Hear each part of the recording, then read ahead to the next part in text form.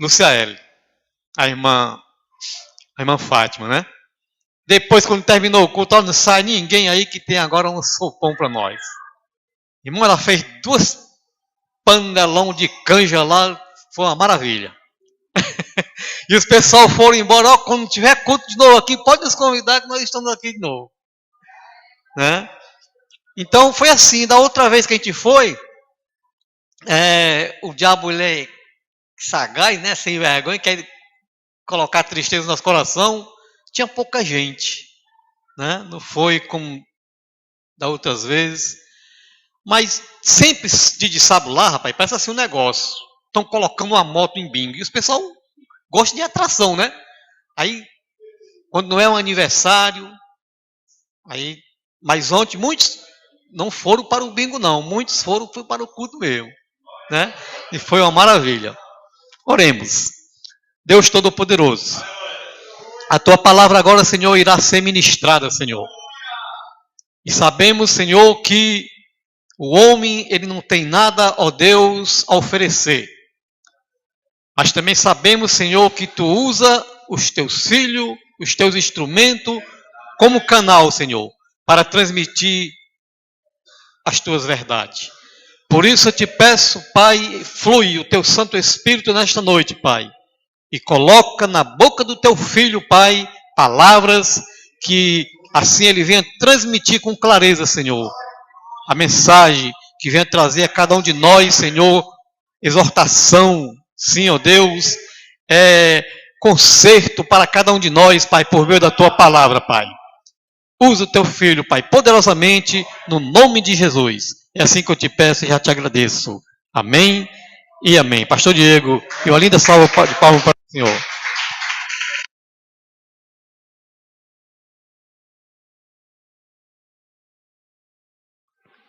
Amém. Louvado seja Deus. Também cumprimento a todos com a paz e a graça de Jesus. E meus queridos irmãos, a palavra que nós temos para poder meditar, vamos abrir lá em Colossenses, capítulo de número 1. Em outra oportunidade, nós já havíamos meditado num trecho anterior, eu queria dar um pouco mais de continuidade nessa noite. Aleluia. Colossenses, capítulo de número 1.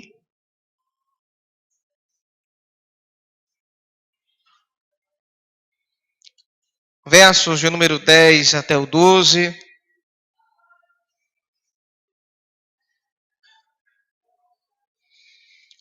E nesse trecho nós vamos meditar sobre a importância de sermos fortalecidos no Senhor, ter conhecimento de Deus, andar dignamente segundo a sua chamada e ao mesmo tempo termos outras aplicações. Amém?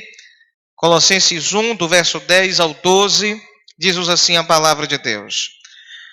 Para que possais andar dignamente diante do Senhor, agradando-lhe em tudo, frutificando em toda boa obra e crescendo no conhecimento de Deus. Verso 11. Fortalecidos em todo o poder, segundo a força da sua glória, em toda a paciência e longanimidade com alegria. Verso 12. Dando graças ao Pai que nos fez idôneos para participar da herança dos santos na luz. Podeis tomar assento. Louvado seja Deus. Toda vez que nós vamos começar a meditar na carta de Paulo aos Colossenses, eu gosto sempre, irmãos, de relembrar o contexto da carta, né? O contexto de quando ela foi escrita. Ela foi escrita por Paulo, endereçada à igreja que habitava na cidade de Colossos, e ela não foi escrita em um momento muito agradável da vida de Paulo. Ela foi escrita dentro de uma prisão. E sendo, portanto, escrita dentro de uma prisão, a gente poderia esperar muitas coisas. Menos alguma palavra de ânimo da parte de alguém que estava preso. Escute isso. Se você já tivesse há meses preso, privado da sua liberdade, não só de pregar o evangelho, mas da sua liberdade pessoal, de acordar de manhã se levantar e ir para qualquer lugar.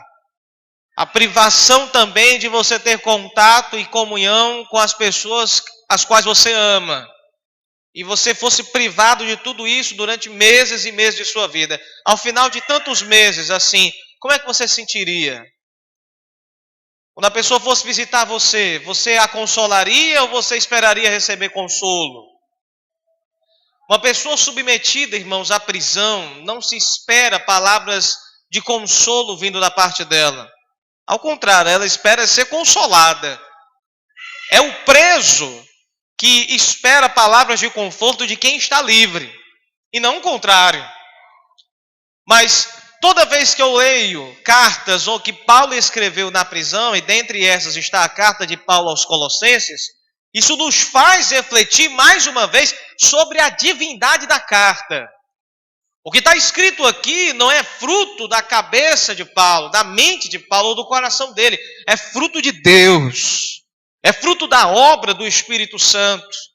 O que dá essa autenticidade de que o que é produzido e escrito nessas linhas é do céu, é porque um homem que estava privado da sua liberdade, ele estava fadado à tristeza, ao desânimo, à angústia, ao desespero. Dependendo da personalidade da pessoa, quem está preso muito tempo, talvez esteja fadado até querer tirar a própria vida. Mas Paulo está aqui, cheio do Espírito Santo, transbordando de graça e sabedoria para poder edificar a igreja de Deus. Mas o questionamento também que a gente levanta é esse: o mesmo Paulo que fora cheio do Espírito para poder dividir com a igreja aquilo que o Espírito Santo lhe dava dentro da prisão, se torna um exemplo para a gente. Porque para uma pessoa ser capaz de dar isso, dar esse tesouro espiritual para nós, que é essa carta nessas condições, é porque esse homem gozava de uma profunda comunhão com Deus. Então a ideia é pensar o seguinte: por que é que Paulo nessas condições tinha tanto a oferecer de espiritualidade? E por que não nós hoje, do mesmo jeito, não poderíamos fazer a mesma coisa? Quer dizer, temos a graça de Deus, tanta graça de Deus em nossa vida, ao ponto de ter o que repartir com o outro. Essa é a ideia. Essa é a ideia. Então é um homem que está preso e que está dizendo no verso 10: eu oro para que vocês sejam cheios do conhecimento, da sabedoria, de inteligência espiritual, para que vocês possam andar por onde? Andar por aí, dignamente do Senhor, andar de maneira digna diante de Deus. Vocês têm liberdade, eu estou preso. Vocês podem ir e vir para qualquer lugar para poder testemunhar de Cristo e falar da sua palavra para qualquer pessoa, em qualquer lugar. Em qualquer momento, em qualquer circunstância. Então vão. E andem, usem essa liberdade que vocês têm e usem isso de maneira digna. A dignidade está no ato, irmãos, de a pessoa que é digna de alguma coisa é aquela pessoa que está apta a trabalhar com aquilo, ou que tem familiaridade com aquela função. O médico é digno de exercer medicina porque ele está familiarizado com a área, com o conhecimento, e porque ele pratica o seu conhecimento. Ele transforma em realidade. Quando é que o cristão é digno? Quando é que o crente é digno de viver essa palavra? É quando ele está ouvindo esta palavra e está vivendo. Ele está experienciando, ele está experimentando. Ele está todo dia usufruindo do gosto vivo dessa palavra, para que ele possa ter o que dá para os outros. Para ele pode ter um tipo de alimento para dar para quem está perto dele. Então Paulo diz: andem de maneira digna do Senhor. Andem de maneira digna, tenham familiaridade com essa palavra. Não falem de um Deus como se ele estivesse de longe, porque o nosso Deus é Deus de perto também. É Deus de íntima comunhão.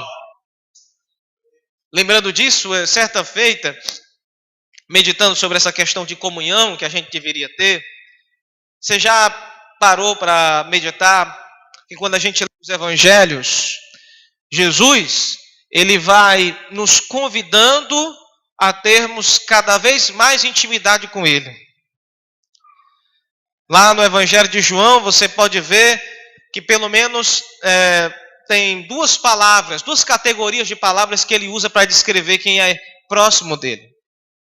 Ele começa chamando os apóstolos, chamando eles de servos.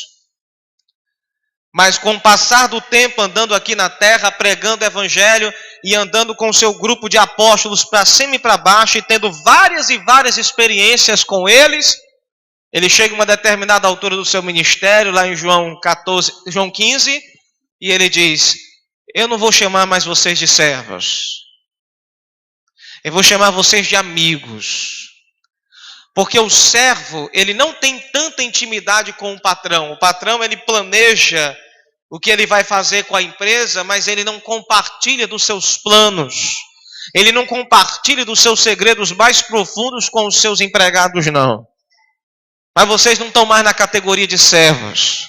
Porque eu não quero viver uma vida, eu não quero que vocês vivam uma vida comigo como se eu fosse um Deus de mistério e vocês não soubessem o que eu quero tratar com vocês. A partir de agora, eu vos chamo de amigos. O amigo sabe o que o outro vai fazer. O amigo tem intimidade com o outro. O amigo vai na casa do outro. O amigo compartilha com o outro seus projetos e sonhos. Basta olhar no dia a dia.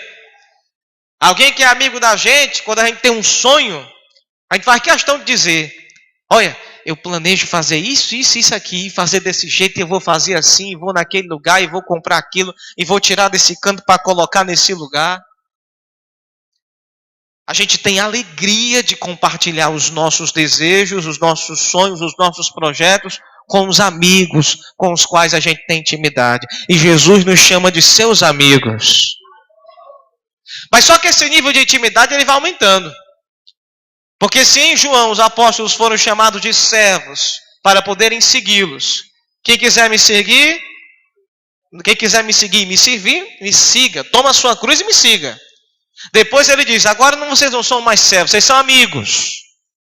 Mas depois, quando nós vamos lá para Hebreus capítulo 2, a Escritura fala, na citação de textos proféticos do Antigo Testamento, o autor de Hebreus vai dizer: por isso o Filho não se envergonha de chamar os seus de seus irmãos.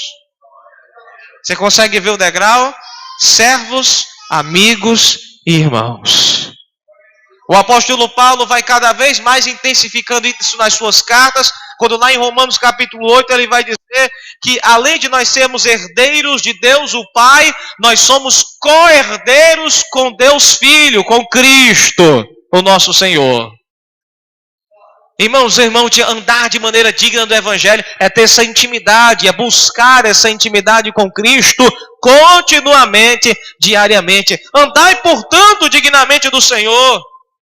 Agradem a Ele em tudo, agradando-lhe em tudo. Eu fico pensando que quando a gente para pensar num negócio desse, às vezes a nossa mente trava. Porque se eu parar para pensar em tudo aquilo que eu preciso agradar a Deus, às vezes eu não sei nem por onde eu tenho que começar. Como é que eu posso agradar a Deus em tudo? Eu quero perguntar, o que é esse tudo?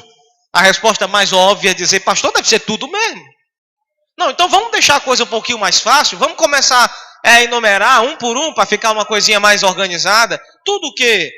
Vamos começar então pela família. Quais são as coisas que eu posso fazer dentro da minha casa, dentro do meu lar, que eu posso dizer: Deus, eu estou te agradando em tudo, dentro da minha família? Quais são as coisas que eu posso dizer: Deus, como é que eu, como pai, estou fazendo alguma coisa que possa te agradar?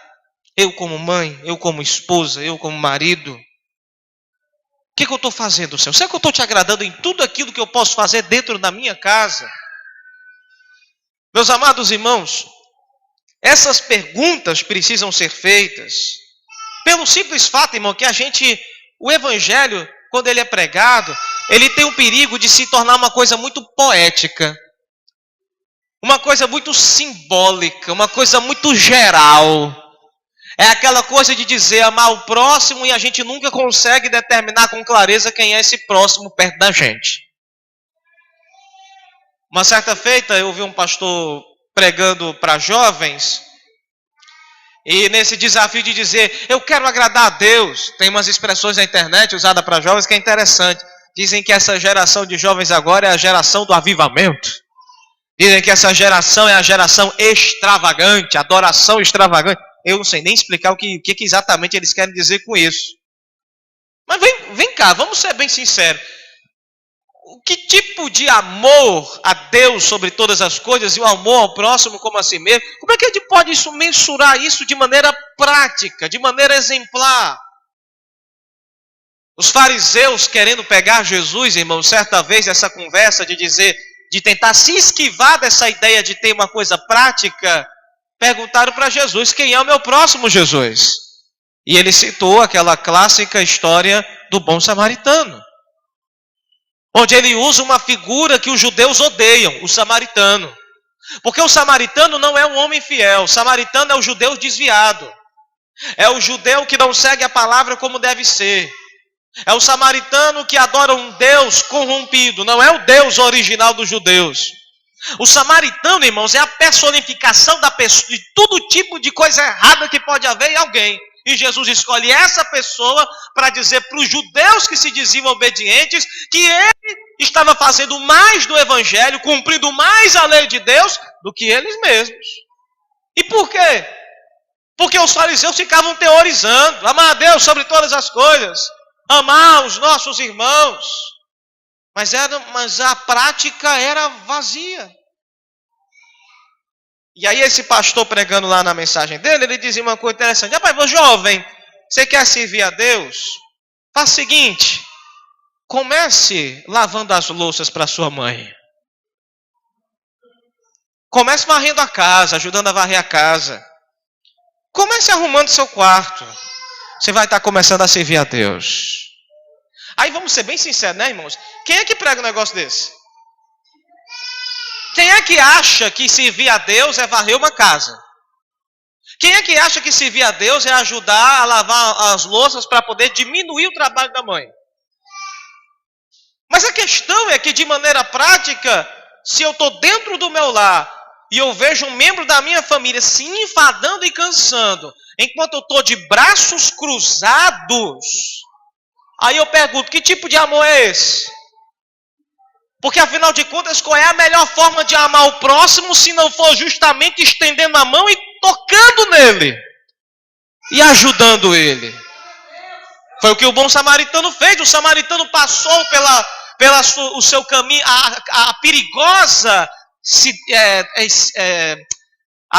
estrada que ficava entre Jerusalém e Samaria. Era perigosíssima porque era alvo de constantes assaltos. Jesus não estava contando uma história sem pé nem cabeça. Realmente muita gente era assaltada e morta nessa trajetória entre as cidades. E ele está passando por uma estrada onde ele vê um homem semi-morto lá longe. Ele não tinha obrigação moral de ajudar aquele homem. Primeiro, por quê? Porque era um estranho. Segundo, porque ele podia dizer: é uma cilada, eu vou lá ajudar alguém ensanguentado, vai que é uma cilada, vai que é uma armadilha. Terceiro, não é samaritano, é judeu. Dá para ver pelas vestimentas que é judeu. Eu não vou ajudar judeu me odeia. O samaritano então desprezou todo tipo de argumento e desculpa que uma pessoa comum poderia dar para dizer: eu não vou ajudar essa pessoa por causa disso outro, eu vou continuar meu caminho. Então, a ideia de agradar a Deus em tudo, agradar a Deus dentro da minha família, agradar a Deus em meu casamento, agradar a Deus na minha educação com o que eu dou para os meus filhos, agradar a Deus no meu trabalho, né? Irmãos, eu trabalhei certa época numa livraria evangélica, que a gente às vezes se admirava, a gente pensava assim: rapaz, trabalhar numa empresa confessionalmente evangélica deve ser o céu da terra. Você já imaginou trabalhar só com irmão? Né? Trabalhar só com gente crente? Deve ser uma maravilha. Tudo deve dar certo. Tudo deve ser organizado. Não deve haver nenhum tipo de discussão. Não deve ter contenda. Não deve ter bate-boca. Não deve ter fofoca. Não deve ter intriga. Não deve ter inveja. Você pensa tudo de bom. Todo mundo deve ser responsável. Todo mundo chega no horário. Todo mundo faz as coisas acontecerem como convém. E quando você entra, você vê que não é isso. Você vê a triste realidade de que A fé que muita gente tem dentro da igreja no domingo é tão fraca que não consegue sair das portas da igreja e chegar até o trabalho da pessoa na segunda-feira de manhã. Não é todo mundo. Mas você se assusta como as exceções à regra são pouquíssimas. A regra geral é que parece que no final das contas, todos os problemas normais de uma empresa secular, uma empresa evangélica, confessionalmente evangélica, que só contrata cristãos, tem. Aí você consegue perceber a fraqueza, irmãos, devocional de muitos, de não conseguirem raciocinar, não conseguirem pensar o evangelho fora das quatro paredes da igreja. E olha que as escrituras, o apóstolo Paulo, né, na carta aos Filipenses, inclusive, vai dar uma série de conselhos dizendo que eu, como crente, tenho que fazer o meu melhor no trabalho onde eu trabalho, independente se o meu patrão é crente ou não, independente se meu salário é bom ou não, independente se o meu ambiente de trabalho é justo ou é injusto, Paulo fala que eu tenho que dar o meu melhor. E aí ele diz o referencial. E por quê? Eu tenho que dar o meu melhor porque eu trabalho naquele lugar não para servir aquele patrão, eu trabalho naquele lugar para poder glorificar a Deus.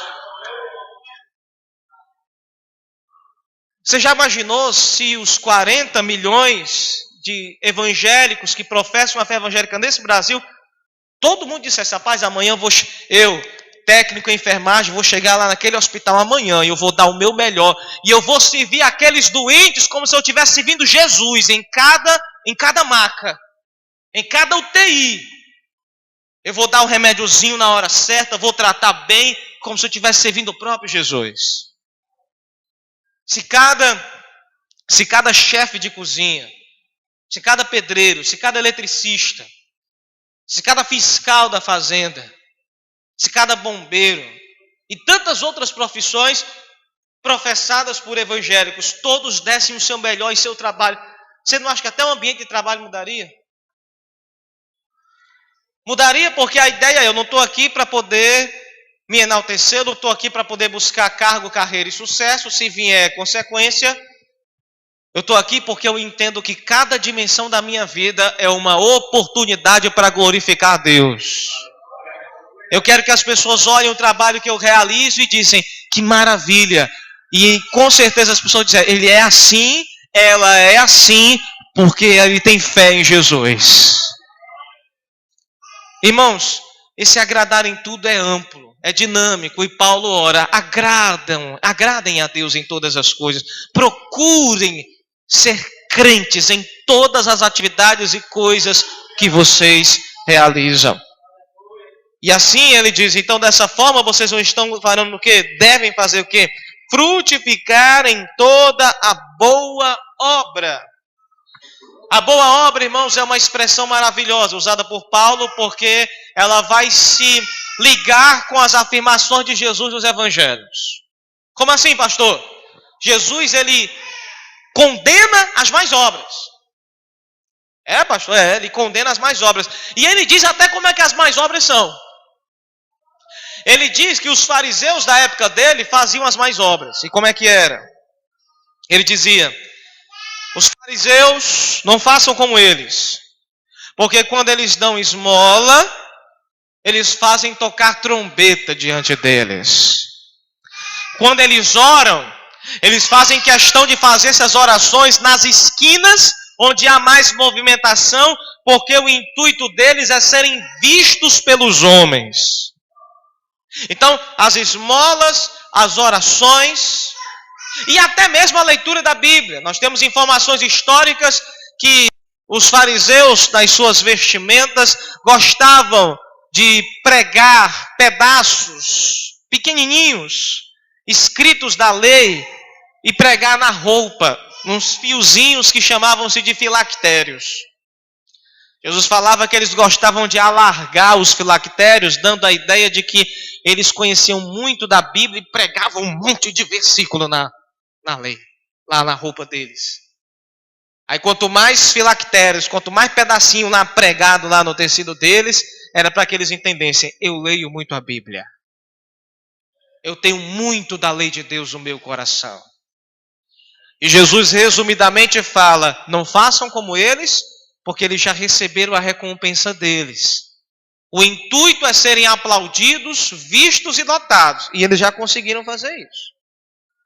Isso é o que Jesus categoriza de má obra. E Paulo fala: Deus os chamou para darmos frutos em toda a boa obra. E a boa obra se contrapõe à má obra fazendo o contrário.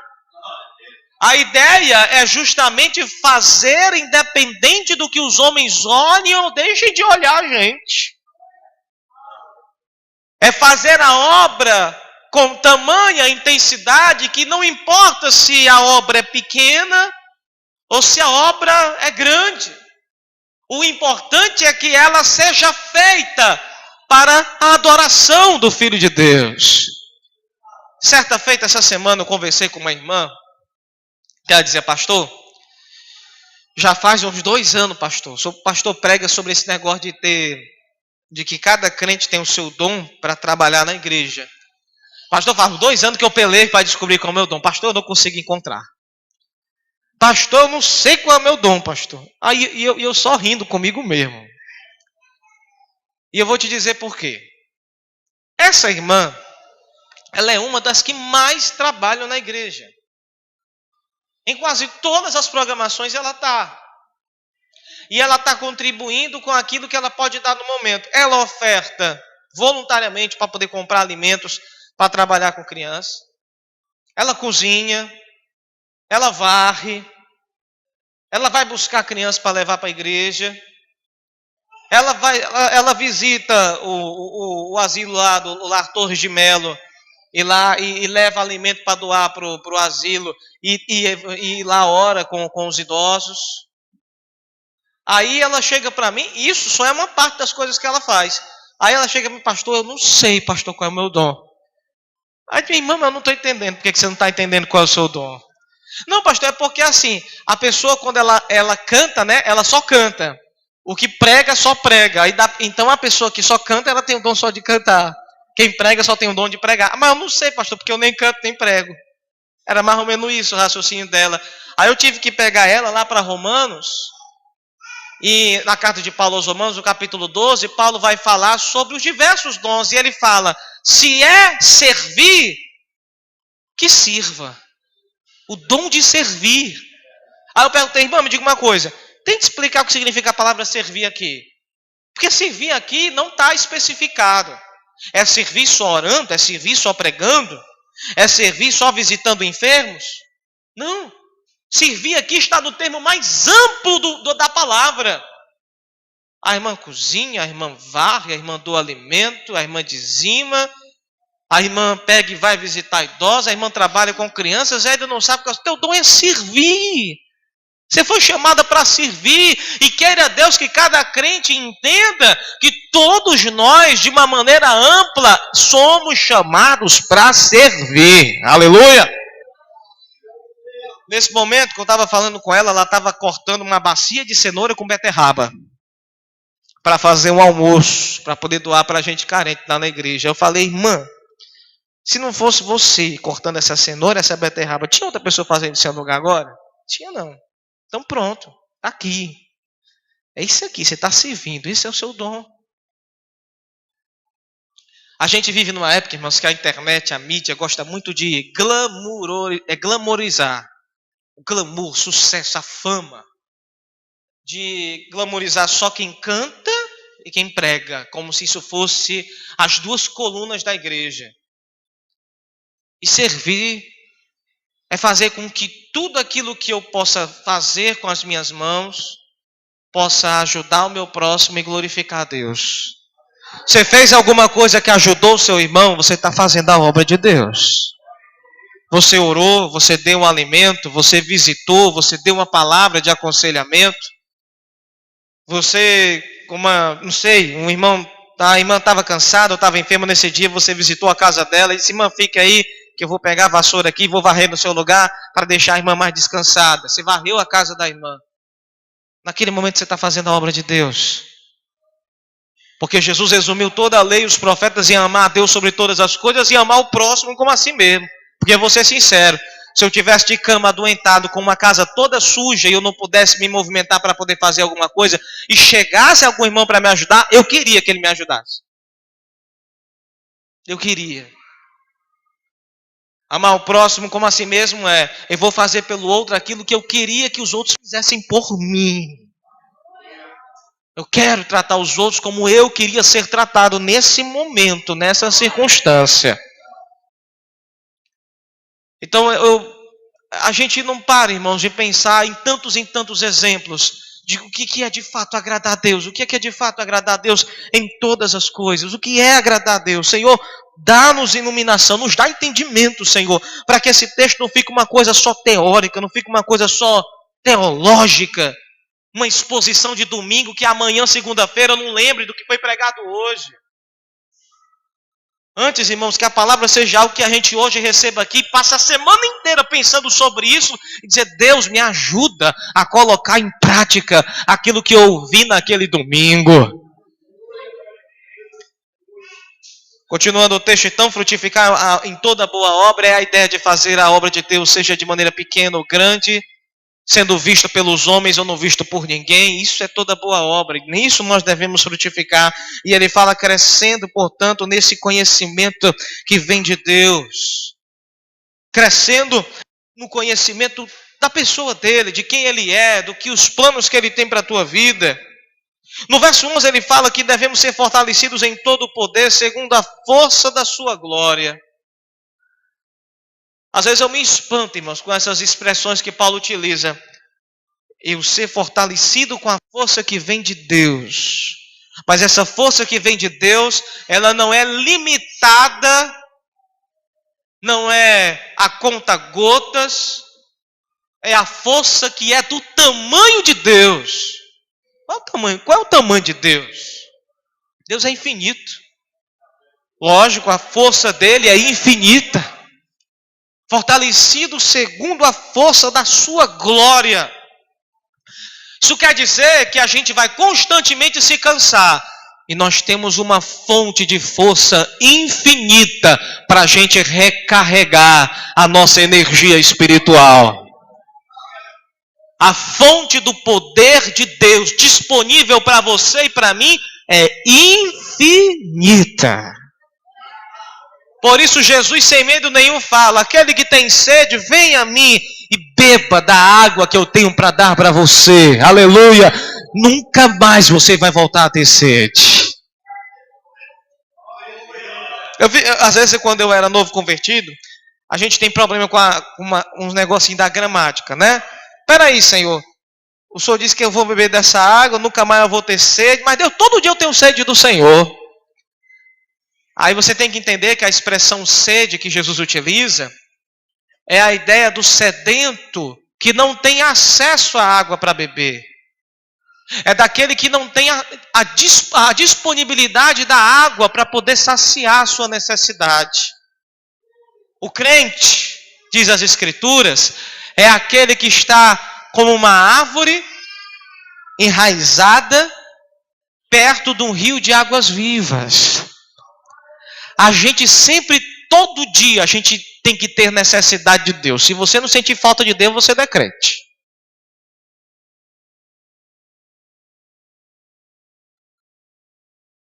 Sentir falta de Deus é uma coisa comum ao crente. Mas quando ele está começando a sentir falta, ele busca, clama e ora, aí já vem a água da vida sendo sentida por nós novamente. Não dá tempo de ter sede.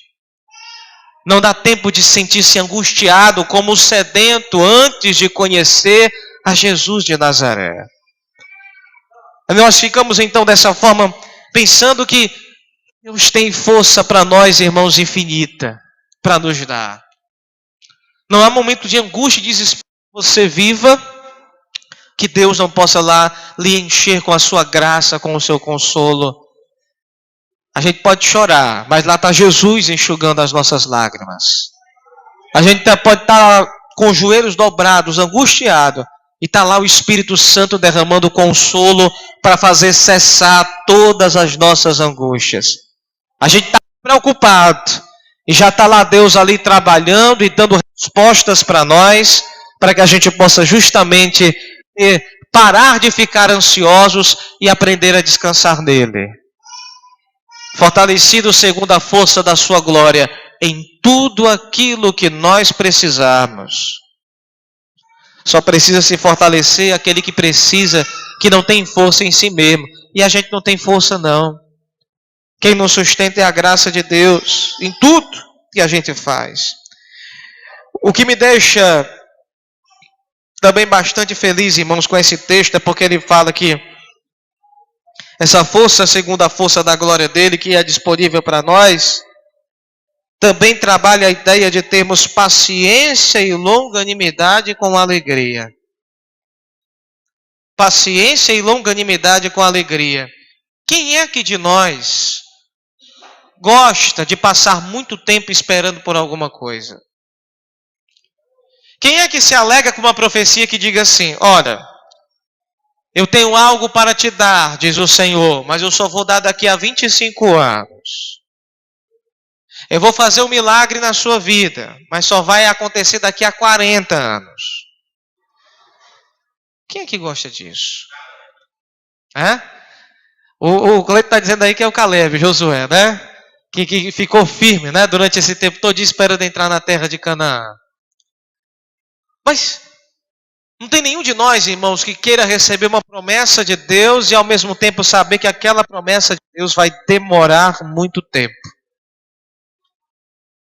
Se o nosso coração, naturalmente, o homem já é ansioso por natureza, imagina nós que vivemos essa geração que está se acostumando a que tudo seja mais rápido. Quanto tempo a gente antigamente demorava para receber um cartão postal de algum familiar que morava em outro estado? 20 dias, 30 dias, até mais. Eu me lembro que quando eu era criança, o meu tio que morava lá no Rio Grande do Sul mandava cartões postais lá para minha tia que morava no centro. Quanto tempo demorava para chegar um cartão postal?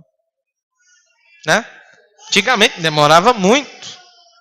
E hoje, aí passou-se o tempo, as cartas foram cada vez chegando mais rápidas, porque antigamente vinha só de carro, depois passou a vir de avião, começou a chegar mais rápido. Aí de repente veio o e-mail, a carta eletrônica, uma coisa quase de imediato.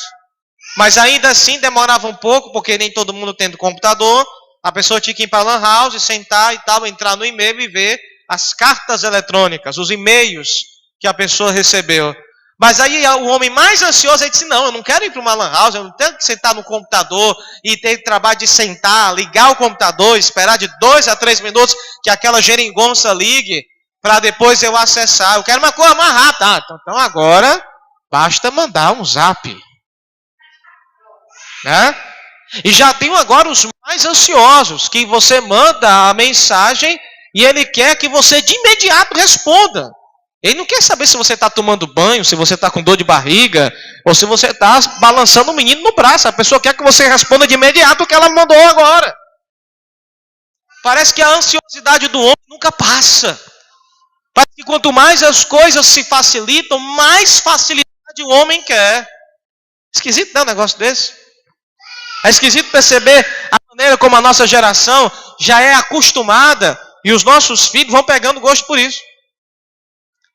Os nossos filhos que vão estar mais habituados a uma maior quantidade de facilidades vão ficar angustiados por natureza quando uma coisa não for atendida de imediato. Quando eu era pequenininho, menor do que eu já sou, eu sentava num banco, né? No banco não, no sofá lá de casa. E para eu assistir os meus desenhos animados, eu tinha que esperar o horário para chegar. E depois de um intervalo de um desenho para o outro, eu tinha que esperar aqueles 3, 4, 5 minutos de propaganda comercial, os reclames do Plim Plim, para poder pegar e assistir um desenho. Você quer ver como a coisa hoje está cada vez mais criando gente ansiosa para respostas rápidas? A minha filha, acostumada a ver desenho na internet, não aguenta esperar aqueles 30 segundos de anúncio entre um desenho e outro. Quando eu boto ela para assistir uns desenhos muito educativos no canal 5 na TV Cultura, Ela se angustia, pai, o desenho acabou. Não, filho, o desenho não acabou. É o comercial. Demora um pouquinho. Não, pai, mas não, acabou, não tem mais nada não. Só tem um monte de homem falando aí. É o comercial falando. Aí eu falo dessas coisas aqui, irmãos, para a gente poder refletir o seguinte. Uma geração que anseia por coisas assim imediatas. Onde a Bíblia trabalha com a ideia de paciência e longanimidade. Coisas que demoram muito para acontecer. Quer dizer, está fora de moda esperar. Está fora de moda ter paciência.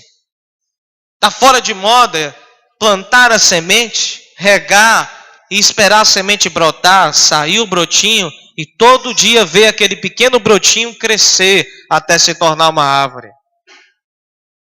Mas Deus trabalha com paciência na nossa vida. É por isso que Paulo está dizendo, Deus trabalha a paciência, a longanimidade e com alegria. Uma geração que gosta de coisas imediatas se entristece, se angustia e talvez até se enraiveça em servir a um Deus que não atende às nossas orações de imediato, quando assim Ele não querer. Quer dizer, uma coisa da cultura do dia a dia pode estar influenciando a espiritualidade da gente, irmãos. Então a gente precisa ter cuidado para isso. Não permitir que as facilidades do dia a dia nas coisas comuns materiais perturbem a nossa compreensão do céu. Porque o céu é o local de paciência. A obra de santificação não é papum não é aquela pá de imediato não. A salvação é instantânea, mas a santificação é longa e duradoura. Eu tenho medo, às vezes, de que quando a gente fica um crente velho, quando eu digo crente velho, é crente antigo mesmo, e a gente esqueça que um dia a gente foi incrédulo. Irmãos, a gente tem uma tremenda facilidade de esquecer que um dia a gente foi novo convertido, e que nós tivemos os nossos pecados de novos convertidos, os nossos problemas de santificação. E às vezes a gente fica criando expectativas de que os novos convertidos de hoje sejam rapidamente santificados, rapidamente amadurecidos, rapidamente troquem o linguajar, troquem as roupas, sejam pessoas de fervor, tais como a gente é. E é perigoso isso, porque a santificação é longa. O processo de regeneração, a pessoa nasceu de novo, então ela vai ter que reaprender tanta coisa na vida. Trabalhar tantos conceitos na vida. E o pior, irmãos, a gente fica velho na fé e perdemos a expectativa de aprender novas coisas e até de se santificar em algumas coisas. E devemos pedir a Deus para que isso não aconteça com a gente. Deus, Ele quer trabalhar em nós paciência, mas Ele também quer que a gente seja paciência com o nosso irmão. Tenhamos longanimidade com Ele. E aprendamos a ter alegria em poder esperar. Alguém pergunta, mas pastor, pelo amor de Deus, como é que eu vou ter alegria em ter que passar anos esperando o agir de Deus? Qual é o segredo da alegria para poder obtê-la durante a trajetória de longos anos, esperando de Deus alguma coisa? Aí eu posso lhe citar também da mesma forma a carta de Paulo aos Romanos, onde Paulo, ele fala de Abraão. E ele fala do Abraão que está há 25 anos esperando o filho da promessa. Não esqueça. Não cite Abraão como um herói invencível da fé por ele ter esperado 25 anos até receber o seu Isaac. Porque o mesmo Abraão que esperou 25 anos para receber seu Isaac, foi o mesmo Abraão que quando chegou a 10 anos de espera, criticou Deus dizendo, Deus, eu não tenho herdeiro, o Senhor está dizendo que a minha descendência vai ser como um número de estrelas do céu e como um número de grãos de areia do mar, mas já faz 10 anos que eu estou te seguindo, e se eu morrer hoje, quem vai herdar a minha casa, os meus bens, vai ser o meu empregado mais velho, Eliezer o Damasceno. Aí Deus renova, diz, calma, segura, eu vou dar o seu filho.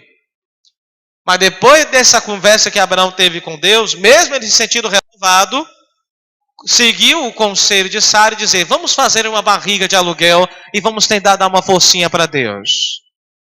E aí ele tem Ismael. Então, e em seguida, depois disso, aí 13 anos no futuro, é que Isaac vai nascer. Então o Abraão que esperou 25 anos, foi o Abraão que duvidou quando chegou a 10, e depois de um pouquinho de tempo, duvidou de novo da promessa, tentando tomar um caminho que Deus disse para ele não tomar. Então, irmãos, até os nossos heróis da fé na Bíblia tiveram os seus momentos de dúvida, os seus momentos de crise, os seus momentos de dizer assim: rapaz, quer saber de uma coisa? Eu vou tomar a frente. Não vou esperar mais Deus, não. Eu vou tomar a frente e eu vou ver o que não vai dar. E o que dava geralmente não era coisa boa. E a gente pode fazer a mesma coisa na nossa vida. Vai ter momento que a gente vai pegar e vai querer tomar a frente de Deus. Vai ter momento que a gente vai dizer: Deus, tu prometeu, mas já faz tantos anos e não aconteceu nada ainda. Paulo disse que um dos segredos de Abraão em continuar caminhando, apesar das falhas dele, é que ele se fortalecia na fé, dando glória a Deus. E esse glória a Deus, antes que você interprete errado, não é um mero falar glória a Deus, como aqui nós falamos quando a gente está feliz. Essa dimensão do glória a Deus significa adoração. Ele adorava a Deus. Ele tinha momentos de comunhão com Deus. E eu lhe convido a fazer esse teste. Leia de Gênesis 12 em diante e registre numa folhinha de papel a quantidade de vezes que aparece essa expressão. Então Abraão parou e ali edificou um altar ao Senhor. Então Abraão parou e ali edificou um altar ao Senhor. Então Abraão parou e ali sacrificou ao Senhor. Quando a gente volta na história de Abraão e nesse tempo de espera, a gente vai ver que Abraão era um homem que constantemente na sua caminhada, ele parava tudo, parava todo o povo que seguia ele e fazia um grande culto a Deus. A ideia, portanto, é cultuar a Deus, adorar a Deus, bendizer a Deus, até o dia da promessa se cumprir. E Abraão se fortaleceu na fé, dando glória a Deus, constantemente cultuando, bendizendo e buscando o Senhor Deus Todo-Poderoso. Está o segredo da alegria. Alegria com paciência e longanimidade. Por fim, a ideia do verso 12 que Paulo fala é: dando graças ao Pai, Ele nos fez idôneos para participar da herança dos santos na luz. A palavra idoneidade é a mesma palavra que vai ser utilizada para a mulher quando ela for criada por Deus em Gênesis. Far-lhe-ei uma adjuntora que lhe seja idônea, que seja ela preparada, que seja ela capacitada para poder desenvolver a sua chamada. Deus já nos deu tudo o que é necessário para a gente exercer a nossa chamada. Ele já nos deu, está disponível para nós. A gente precisa tomar posse. O apóstolo Pedro vai falar que tudo o que nos conduz à vida e à espiritualidade já nos foi conquistado por Cristo Jesus. Ele, portanto, nos faz idôneos para participarmos dessa herança. Herança essa, viu, que tem duas fases. Uma que começa agora e outra que se conclui na eternidade. Qual é a herança que nós temos agora? A herança que nós temos agora é todas as promessas e direitos e deveres que são descritos nas cartas doutrinárias da igreja. Jesus nos deu uma herança, a libertação dos pecados. Tome posse, é sua. Jesus nos conquistou a graça da santificação. de ter-nos o poder de resistir ao pecado, de nos afastar dele e nos aproximarmos de Deus. Santificação, sem a qual ninguém verá o Senhor. É uma graça dada à igreja, herança deixada por Jesus para seu povo. Regeneração, recomeçar do zero, novo nascimento. É herança conquistada, dada por nós para Jesus. Jesus, portanto, irmãos, tudo que ele conquistou por nós e nos deu, isso é categorizado na Bíblia como herança. É categorizado como herança. E ele deu para a gente. Nos fez idôneos para poder usufruir dessa herança. Ele nos deu, irmãos, a capacidade de entender as Escrituras, porque o Espírito Santo nos dá discernimento. Ele diz, e eu vos darei o Espírito, ele vos guiará a toda a verdade, e ele vos fará lembrar de tudo aquilo que eu tenho dito a vocês. Aleluia! São tantas as promessas que cabem dentro desse termo herança, que não dá para poder exemplificar tudo, mas dá para você ter um gostinho do que é esse termo. Irmãos, nós temos então graça de Deus para usufruir de tudo que está escrito aqui. Idoneidade para poder usufruir da herança. Eu fico me perguntando por que Paulo utiliza o termo para participar da herança dos santos na luz. Por que o termo luz? O que tem a ver com o termo herança? A verdade é que Paulo, nas outras cartas, até mesmo nessa carta aos Colossenses, ele vai dizer no versículo 26 do capítulo 1, ele diz assim, o mistério que esteve oculto desde todos os séculos e em todas as gerações, mas que agora foi manifesto aos seus santos. Tudo aquilo, todas essas riquezas, esses planos de Deus para o ser humano, passaram por muito tempo oculto aos olhos da humanidade. Era uma coisa sombria. Os homens tentavam desvendar com o seu raciocínio a ideia do universo, de um Criador, e qual é o propósito do ser humano no meio desse mundo, pelo amor de Deus. Por que existimos? Para que existimos? Por que é que a gente não é igual aos outros bichos? Por que é que a gente pensa? Por que é que a gente anda? Por que a gente raciocina? Por que a gente chora? Por que é que a gente briga? Por que é que a gente ama? E os homens ficam tentando, desesperadamente, tentando entender. E era uma coisa ainda muito que sombria.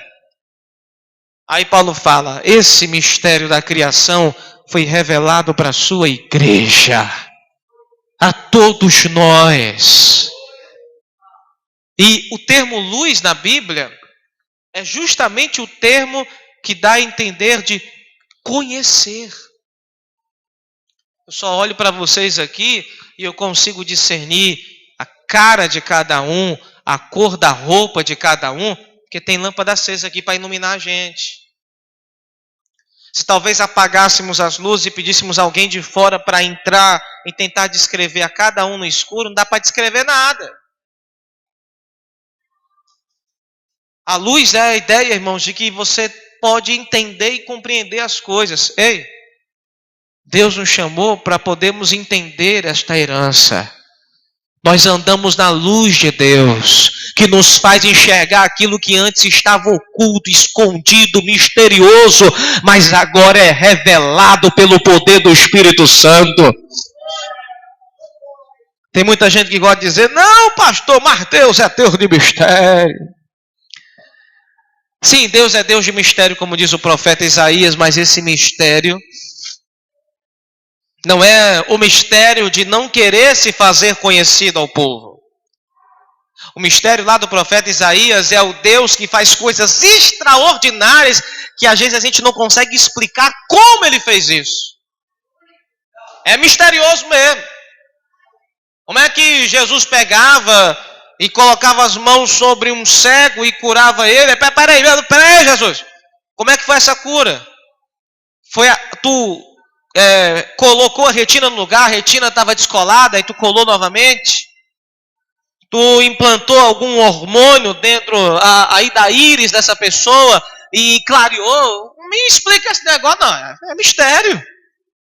Não tem como desvendarmos claramente a maneira como Deus age com a criação. Não dá para explicar. Mas este Deus, que tem coisas espetaculares e grandiosas, até misteriosas, é o mesmo Deus que quer se fazer conhecido. Eu talvez não possa entender como Ele faz, mas com certeza Deus quer que eu entenda quem foi que fez, e quem fez foi Ele. Aleluia! Por isso Ele é o Deus que se revelou pela sua palavra, através do seu Filho amado Jesus, e agora está se revelando por meio da sua igreja. Saiamos daqui pensando sobre isso. Se há um povo nessa terra que tem luz para poder clarear as trevas, se há um povo que tem conhecimento para poder trazer respostas para uma humanidade que está fadada ao fracasso, esse povo é o povo de Deus. Porque temos a lâmpada da verdade, a tocha do Evangelho, para iluminar aqueles que jazem em trevas. O profeta Isaías fala: eis que o povo que estava sentado em trevas viu uma grande luz. Terra de Zebulon e terra de Naftali, terra assentada em região de trevas, a luz de Deus resplandeceu sobre vós. E esse trecho corresponde justamente ao momento em que o Filho de Deus pisa nessas terras para poder apregoar o Evangelho. É esse Evangelho que é luz de Deus. É o conhecimento que está aqui, que ilumina a nossa vida e que nos faz compreender quem é Deus e o que Ele quer para cada um de nós. Saia daqui e guarde essa palavra no seu coração nessa noite, em nome de Jesus. Amém? Vamos ficar de pé. Louvado seja Deus. Aleluia. Oremos ao Senhor, em seguida o diácono Ribeiro encerrará o culto em nome de Jesus. Senhor nosso Deus e Pai, obrigado, meu Deus, essa noite, Pai, por o momento da meditação da Tua palavra. Nos capacita, meu Deus, e nos faz enxergar o trecho da Tua palavra como o nosso alimento espiritual. Ajuda-nos, ó Deus, a andar dignamente do Evangelho. Ajuda-nos a frutificar em toda a boa obra.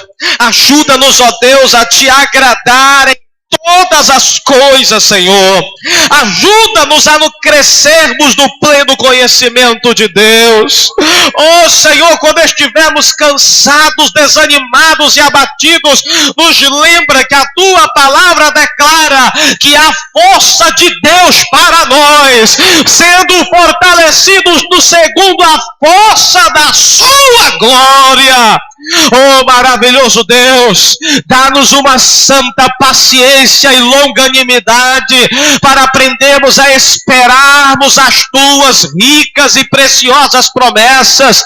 Não nos deixa ser uma geração de crentes ansiosos e imediatistas. Ajuda-nos a ser uma geração bíblica que planta a semente e espera com paciência a colheita. Espera com paciência os frutos, oh Deus, e enquanto, meu Deus, a promessa não chega, dá-nos, meu Deus, o privilégio de adorar o Teu nome, dá-nos o privilégio de orar e buscar a Tua face e encher o nosso coração de alegria. Oh maravilhoso Deus e Pai, dê-me, Deus, a cada um de nós que somos os Teus filhos, meu Deus querido e santo, que Tu nos capacitou para vivermos as verdades da Tua palavra, que Tu nos chamou não para vivermos o Evangelho de faz de conta. Tu não nos chamou, Senhor, para sermos crentes, ó Deus, desavisados de Tua obra. Tu nos chamou com propósito, Tu nos chamou com graça, com misericórdia. Aleluia! Tu nos fez idôneos para usufruirmos desta herança. Ah, Deus, sela estas palavras no coração da Tua igreja, Pai. E ajuda-nos, Senhor, a sairmos daqui alimentados e fortalecidos pelo Senhor. Que assim seja, Pai. E que em nome de Jesus, Tua palavra produza vida e vida com abundância em cada um de nós. Assim te pedimos e te agradecemos em nome de Jesus. Amém. E graças a Deus. Uma salva de palmas a Jesus.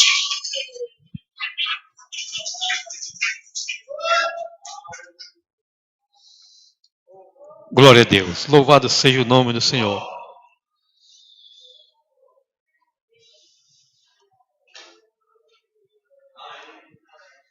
Se tiver alguém enfermo, vou dar a oportunidade para o Cleito fazer uma oração aqui bem rápido, para depois a gente dar os avisos. Certo?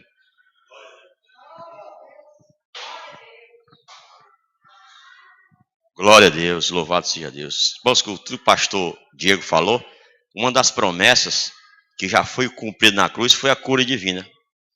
Deus, Jesus, pregou na cruz toda a enfermidade. Já diz aí, já diz o apóstolo Pedro. Então, nós temos que ter uma posse da cura divina. E você que está enfermo, crê, não crê que apenas me deu o dom, mas crê naquele que pode curar você aí nesta noite. Pode ser diabetes, pode ser depressão, pode ser pressão alta, pode ser tireoide, o que for.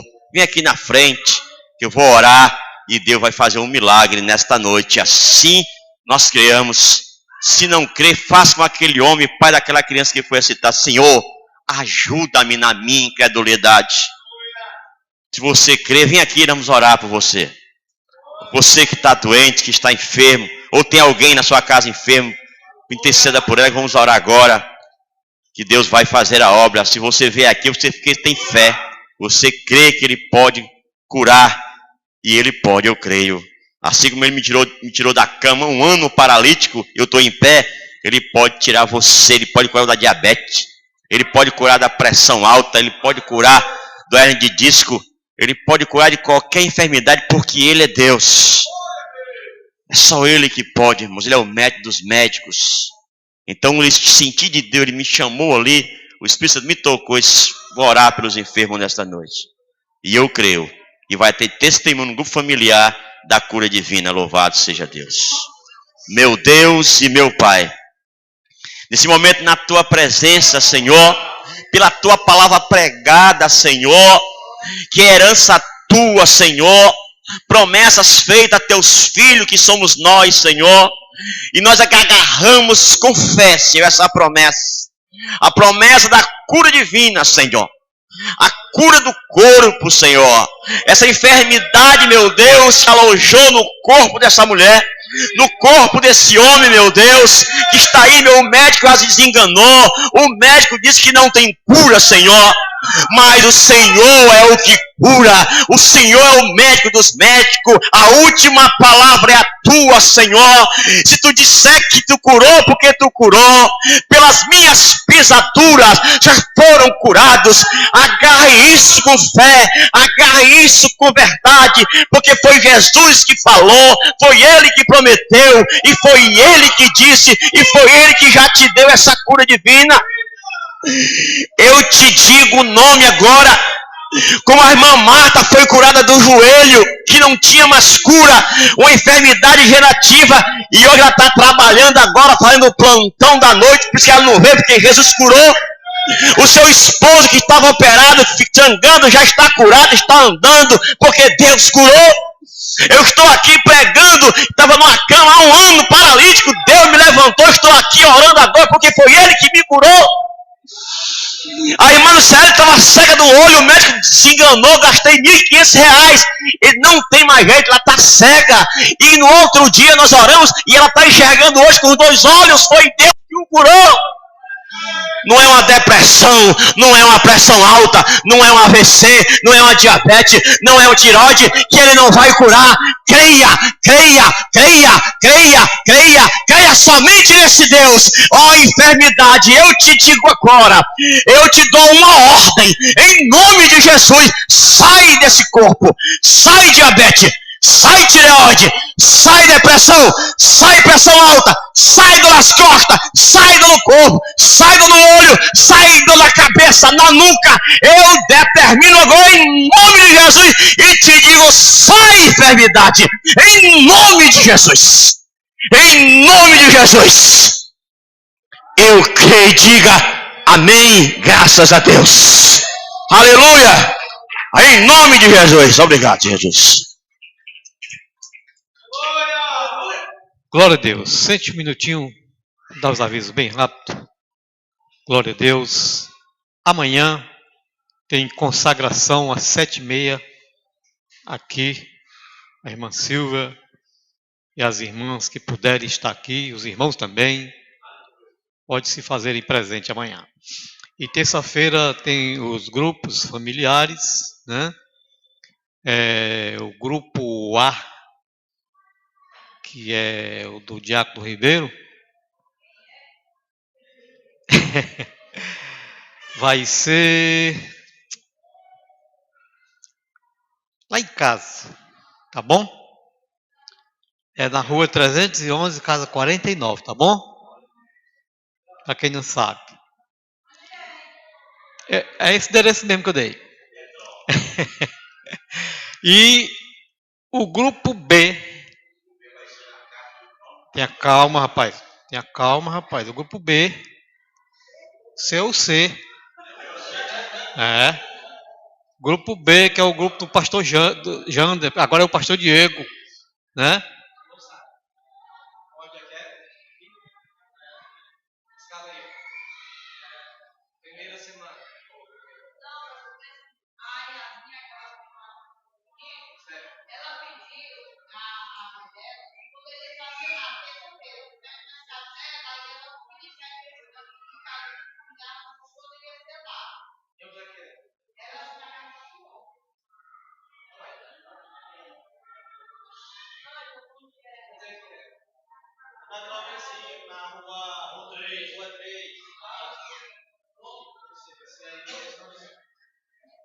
Aí nesse caso ela queria fazer o grupo familiar ou era o culto campal?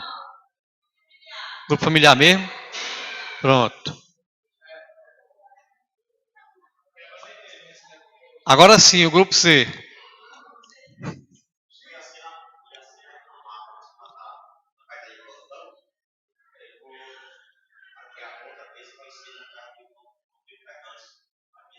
Pronto. Na residência do irmão Antônio. E quarta-feira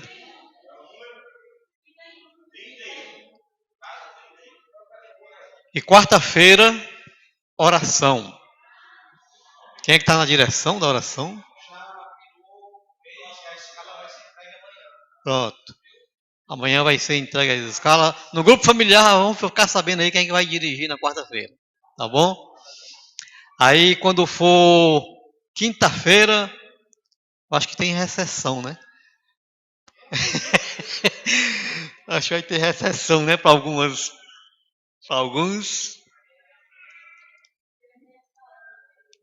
Ninguém sabe ainda, né? Tem escala, né? Pronto. Amanhã os irmãos vão saber quem vai dirigir sexta-feira. E sexta-feira, culto de doutrina. Sábado, evangelismo. Certo? Às 5h. E domingo, ceia do Senhor. É isso?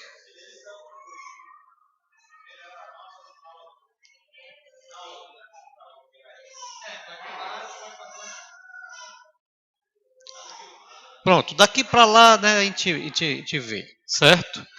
Então, o pastor Diego agora vai dar a bênção apostólica.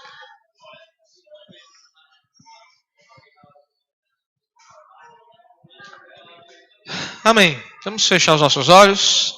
Que o amor de Deus, o nosso Pai, a graça de Jesus, o seu Filho, e a comunhão viva do Espírito Santo esteja sobre ti, tua casa, tua família, desde hoje e para todos sempre. Amém. Deus abençoe-nos.